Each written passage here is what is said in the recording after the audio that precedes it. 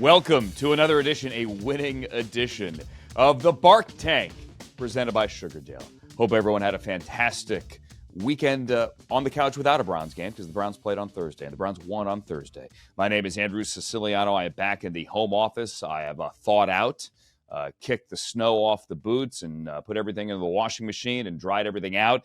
And it feels good to be sitting here talking about a 24-19 Browns victory in the snow globe Thursday at Huntington Bank Field. I am a very lucky man, truly.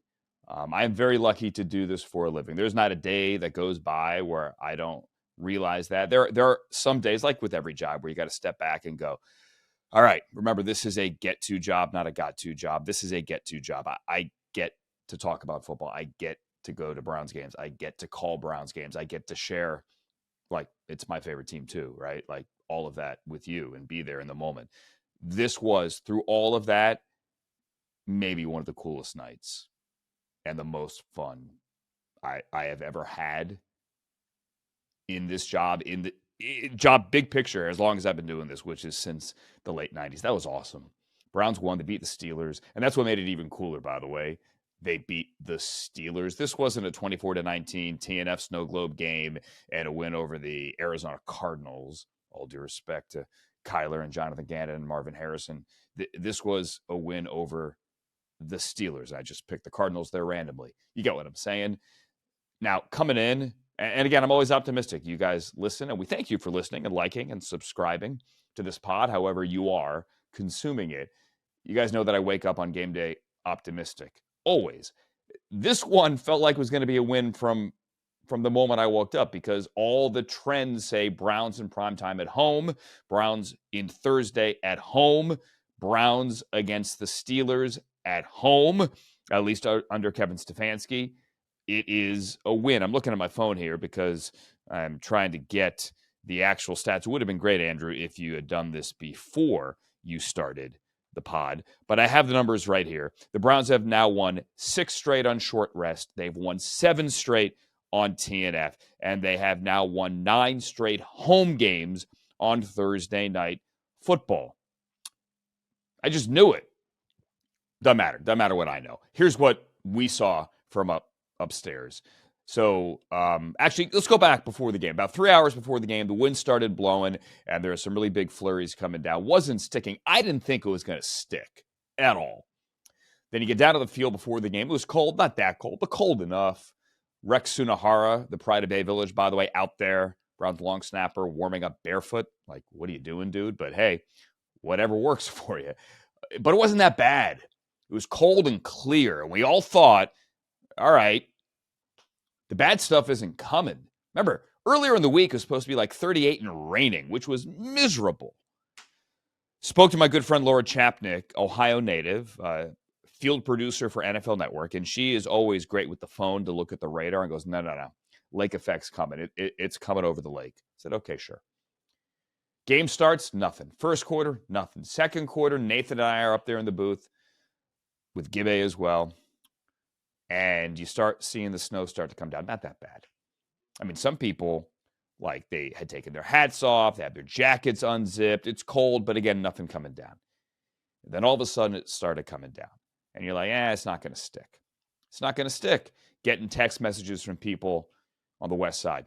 Nah, nothing's coming down here. East side, no, something's coming down over there. It's not going to stick. And then it started sticking. And then I turned to Nathan, and we said on the air, I think, coming back out of a break, it looks like a snow globe in here. And then it kept coming down and coming down and coming down. And then we get to a point where you can't see the field. Now, the grounds crew doing an amazing job. Stadium ops doing an amazing job, running out there with the shovels to try to clear the yard markers off. If you were watching on TV, I know Amazon did the overlay. Some of you liked it, some of you didn't. We couldn't really see. And there were a couple of moments where, like, hey, Jerry Jeudy's got it. I think at the 35, because we really couldn't tell. And then the scoreboard thinks it's at the 40. Turns out it was like at the 37. And that was happening all throughout the second half. Everybody was doing their best, guessing really where the ball was, because you couldn't tell. It was as cool a day, a night, an experience as I can remember. And through it all, the Browns found a way to win a game. 4 touchdowns combined in the fourth quarter. Let's get to the football. Jameis played his butt off. And, oh, by the way, Jameis Winston is set to join us coming up shortly. That's right. Jameis Winston will be here in the Bark Tank coming up shortly. Jerry Jeudy played his tail off. Jack Conklin played his tail off. Myles Garrett, unblockable, had 3 sacks in the first half. And Nicholas Jamal Chubb got in the end zone twice. And there are a lot of cool moments. Jameis running for the touchdown. NFL Films with Nathan and me put our voices on it, did the great cinematic treatment of it with the snow coming down. That was kind of cool. Jameis played his tail off. But the idea that Nick Chubb was able to get in the end zone twice against the Steelers, Minka couldn't do anything about it. Jameis got there, or rather Nick Chubb got there twice. That might have been the best thing about the night. It was against the Steelers, and Nick Chubb's not going to show you any emotion. But he got in the end zone early, and he got in the end zone late. And in the end zone, when he got in the end zone late, my call was pretty subdued. Because you knew the Steelers still had 57 seconds left. But the fact that Nick was able to do it against this team in primetime, with Browns fans there at Huntington Bank Field able to share that joy with him, meant the world. And to hear Kevin Stefanski after the game say, Nick Chubb is my favorite player on this team. It was, and you know what? You could tell everyone else in the locker room that I said that. It was, I have a favorite kid too. She's not here. But I'm not afraid to say that. That kind of gets lost in all this because Jameis to the podium and everybody made snow angels and Jameis ordered a dub on Amazon and the snow globe was so cool and America loves, football fans love watching the snow game at home in the warmth of their own home. But the Nick Chubb moment, Nick Chubb coming back against the Bengals, getting into the end zone, that was fun as well. That was awesome. But Nick Chubb against the Steelers, man, that was pretty cool. And you know what was cool? Just the joy through all of it. We as Browns fans, needed that moment. New Orleans was so disappointing. The Chargers game was so disappointing. We're allowed to say that. Because after the win over the Ravens, there seemed to be some momentum. And I've said it in this forum before. If you had been able to beat the Chargers, you head into a bye, and I know you're going to beat the Saints. Obviously, then both didn't happen. You got some of that momentum back, and you got a rest, and you got Thanksgiving coming up, and then you got the Broncos on a Monday night. Denver's a good team. Denver is fighting for a playoff spot right now. Denver said yes to flexing the Browns out of TNF in Cincinnati coming up the week before Christmas. So maybe there's a little payback there that needs to be served. The Browns have something right now because what you take from that game, and we saw that with the Ravens as well. You're 2-1 at home in the division. You still have 3 division road games to go. But what you take from that game is, friends, when they're playing their best, they can truly beat anybody. And I'm not suggesting you should start looking into travel for Vegas in early January. I'm not saying that. I am not delusional. New Orleans. I'm not delusional. But we have seen this team do this before, and we know that this team has that ability, and that's what obviously is so frustrating. Beyond frustrating. Now, it's not about eating W's, it's about stacking W's, because the Browns have not won back-to-back games all year. Obviously, week 2 in Jacksonville, the game at home against the Ravens in the middle of that 3-game homestand in October, and then now the win over the Steelers. It's about building here. It's about winning consecutive games. It's about winning on the road as well. Clearly, the Jaguars win was on the road, and that's how I measure progress. The Steelers game, you're going to be telling your kids about it for years, right? Years from now, you'll see the NFL Films long-form treatment. And don't forget to watch Hard Knocks coming up after the Denver game as well. I'm sure the Hard Knocks AFC North episode 1 will be awesome, and it'll have a lot of snow in it. But it's now about stacking these W's, and that's what they have to do. Love what you're seeing from Jerry Jeudy. Obviously, Cedric Tillman in concussion protocol, unfortunately, as we tape this right now on Monday. The receiver group in general, huge. Blake Whiteheart, maybe catch of the year? Blake Whiteheart, catch of the year. Go back and look at that. Activated that morning off the practice squad. Remember, he had the touchdown in Vegas. Blake Whiteheart, catch of the year. And then defensively, Miles, Grant Delpit played a great game. Juan Thornhill bounced back from a discouraging performance in New Orleans. He owned it. He played well. Denzel Ward, Greg Newsome played exceedingly well. Dalvin Tomlinson punished Russell Wilson for a lot of the game. And Greg Newsome kept his cool when George Pickens chose to not try to catch a Hail Mary on the final play of the game. Think about that. You had a wide receiver that chose not to go for the ball and instead make an effort to run a DB out the back of the end zone.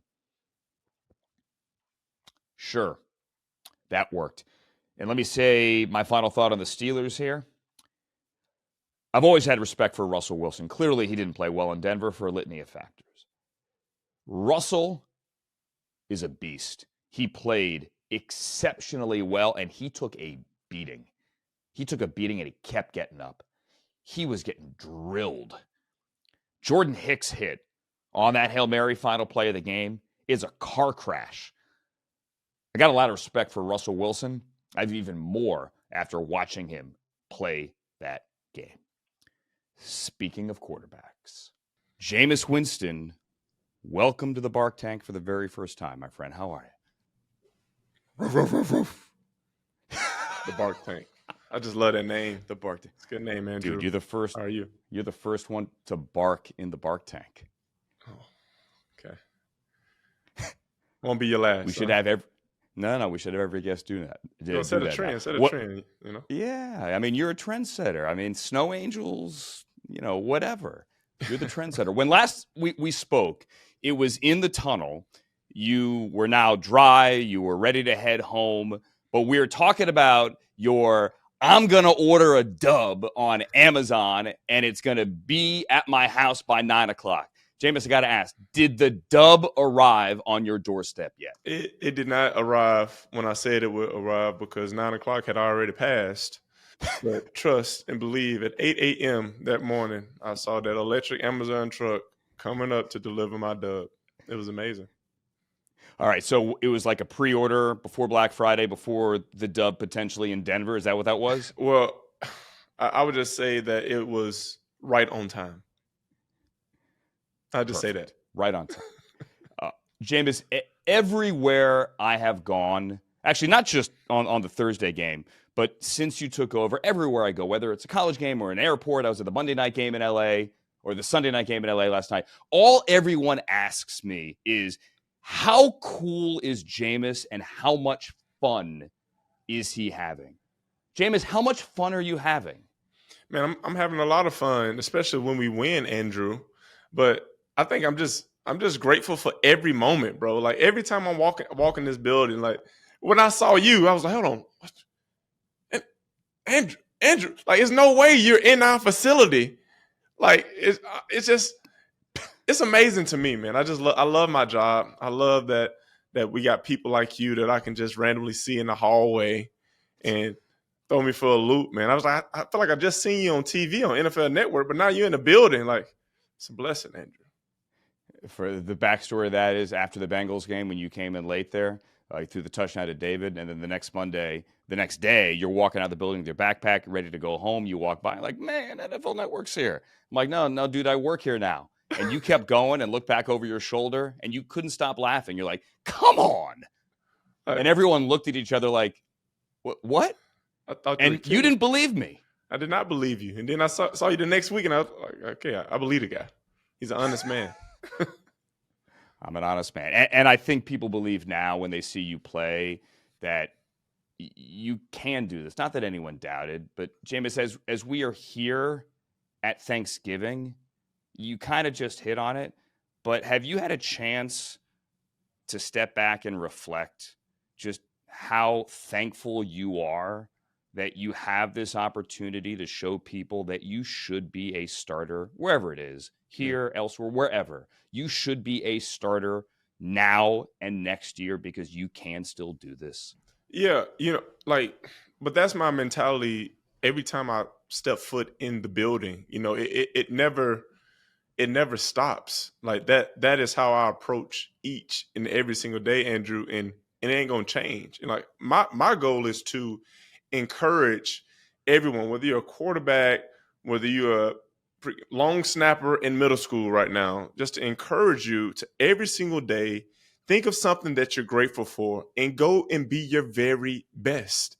And when you are your very best and people take notice of that, right, especially on this stage that we see people take notice of you doing great things and being a great person, like, and nothing can go, you won't have a bad day. You just won't. As you reflected this past weekend, and let's put a wrap on the snow globe, right. How cool was that for you? You've never been in the snow. Obviously, the joy was coming through the television, but just how cool was that? It was really amazing, just because, like, those NFL films moments are like those moments that you always want to show your kids. And like, I feel like we created one of those moments, against one of the head coaches that I admire the most, against a team that I never played before, and like the Cleveland Browns versus the Pittsburgh Steelers, like just the hype and the meaning of that game. It was a beautiful moment, and I'm just happy that I was able to share that with my teammates. Nick Chubb getting 2 touchdowns after what happened last year, it was beautiful. He is never going to admit it, but did he tell you? I mean, could you feel how much that moment, those 2 moments, meant to Nick? Absolutely. Like, but he's even killed, but he told me he loved me. He's like, Jameis, I love you. And I was like, well, I love you too, Nick. Like that. Had he never said that before? He hasn't said it in that way before. Like, hey, Jameis, I love you. Like I felt it like deep in his heart. Like we making eye contact, and I'm getting I love you from Nick Chubb, and I'm just like, man, I love you too, bro. Like this is what we do it for, So I knew it meant something. All right, that you got me there. Yeah, that's awesome, and I think the fans knew that too. Like the when he scored against the Bengals, that was great. Don't get me wrong. Yeah. But to do it against the Steelers like that, that felt different. It did. It felt more meaningful, obviously. This may sound crazy, but I was thinking about this morning. You had the LASIKs, and we've talked a lot about that. Like, hey, you said initially in Tampa, like I couldn't see the scoreboard. Without the LASIK surgery, could you have seen in the snow in the fourth quarter? Man, I probably wouldn't have been able to see as clear as I was able to see, like, because especially with those white jerseys that they had, like that was very challenging. Like picking up the guys with in their white jerseys, like thank the Lord they didn't have all white. Well, it was we could barely see from upstairs. Yeah. Like we couldn't see where on the field you were. Right. Like, oh, it's complete to Jerry Jeudy. I think it's at the 35. Right. Maybe it's at the 40. Like, that's what I'm saying. But, like, man, hey. I threw that pick, and I'm just like I knew I threw it right on the numbers. And then when I look at it on the sideline, I'm like, we can't see the numbers. Like, I was like, I guess I missed him.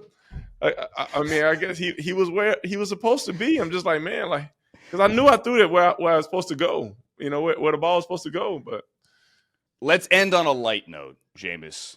You did this thing on TikTok where you did the blind rankings for fast food restaurants. Yeah. Which, if you haven't seen it, go look at it. We're going to have fun, Jameis, and you were number 5. I do. Let's do number 5's top 5. Let's do blind rankings. Are you ready for Thanksgiving food? Yes. Okay. Okay? All right. You're not going to see them. Okay. We're going to add those later. I'm going to say them. All cool? Right. All right. Here we go. Blind rankings, top 5. Jameis Winston's Thanksgiving foods. First up, mashed potatoes. Okay, mashed potatoes. I'm just gonna say 5. Like if I go rank it lower than that, I would say lower than that. But I'm just gonna say 5. Like mashed potatoes is not really a big Thanksgiving meal in my house. Yeah, I don't like them. I don't like them any time. Now, if I change that to like sweet potatoes, I would say candy yams. If you say candy yams, that would be a little different. Like a lot of people do like the sweet potato casserole, but like candy yams would be probably 2, right? And a yam is essentially a sweet potato, but I'm not just gonna bake sweet potatoes. I'm gonna have a sweet potato casserole. I'm gonna have some candy yams. Either or. okay.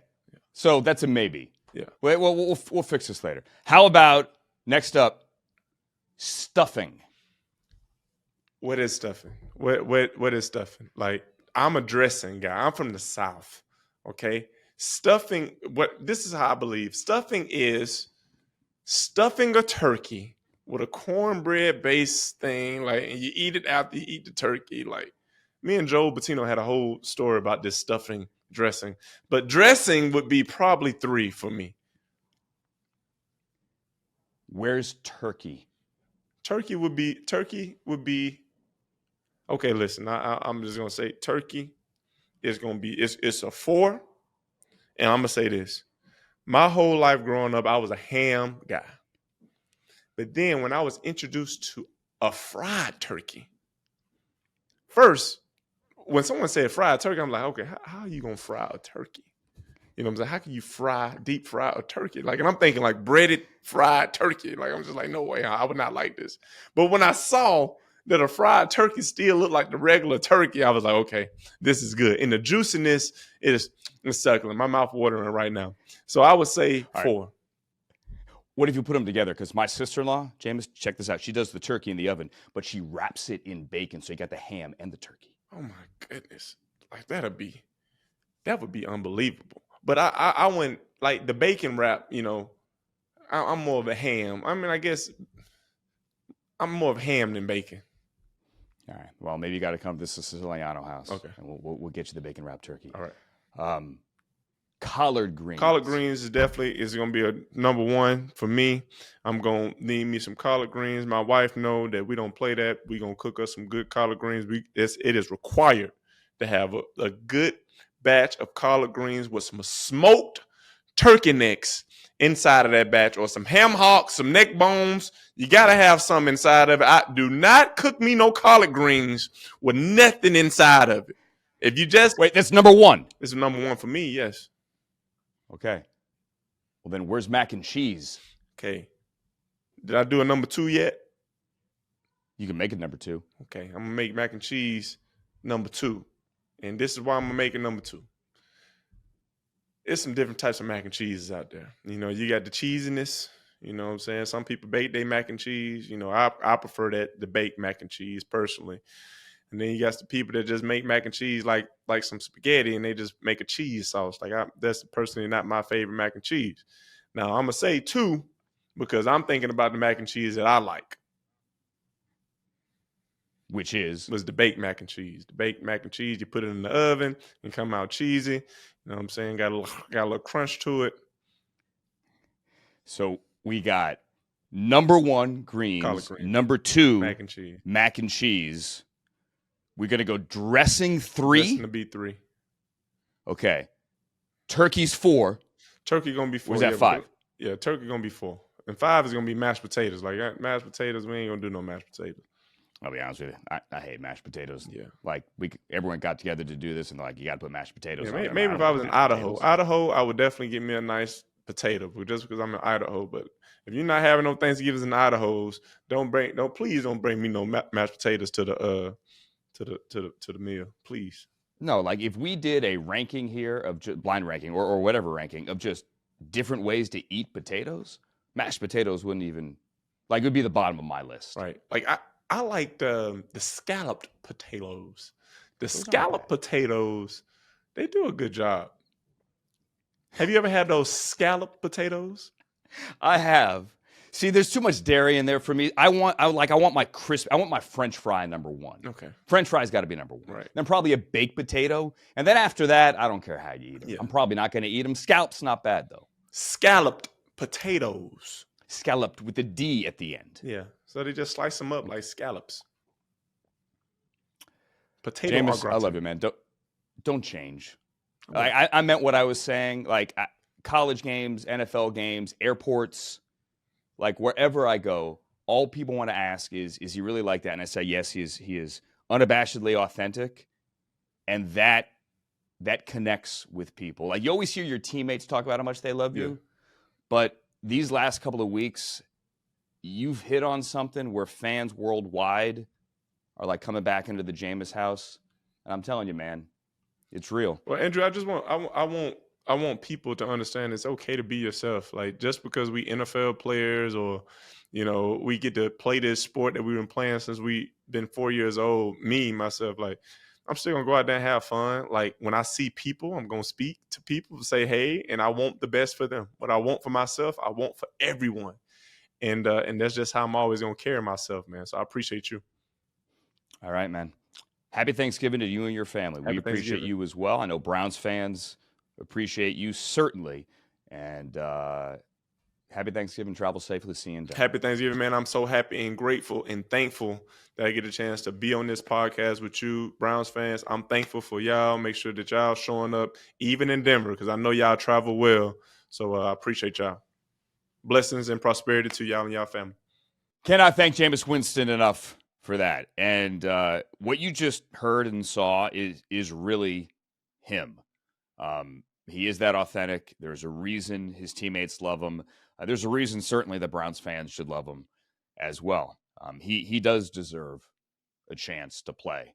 And I'm loving watching it, and I'm happy we're all here for this ride. Hopefully a ride that they get to win in Denver. Happy Thanksgiving to everybody. The Browns game, yes, you guys remember now, as we just talked about, Monday in Denver. And then we will be back for a Bark Tank episode on Tuesday.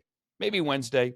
We'll record it on Tuesday. That is the plan. The Browns are getting back very late after that game Monday night in Denver. Got to fly red-eye back home. And then remember, at that point, it is Steeler week again for the next Sunday in Pittsburgh. From my family to yours, and from the Browns family to yours, happy Thanksgiving. Enjoy it with your family. Enjoy the Thanksgiving Day conversation around football. Keep it to football, friends. And we will see you after the Denver game. My name is Andrew Siciliano. Like, subscribe, and share. And thank you for listening and watching the Bark Tank presented by Sugar Dale.